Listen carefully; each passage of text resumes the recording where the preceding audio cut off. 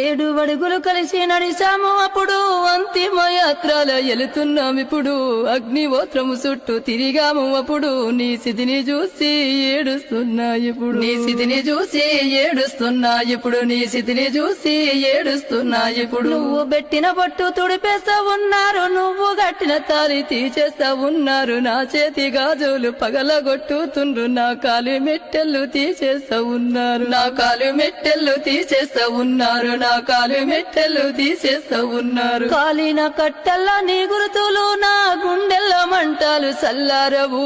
car జీకటాయ నా జీవితం ఇక దిక్కులేనిదాయ నా ఈ బతుకు ఇక దిక్కులేనిదాయ నా ఈ బతుకు ఇక దిక్కులేనిదాయ నా ఈ బతుకు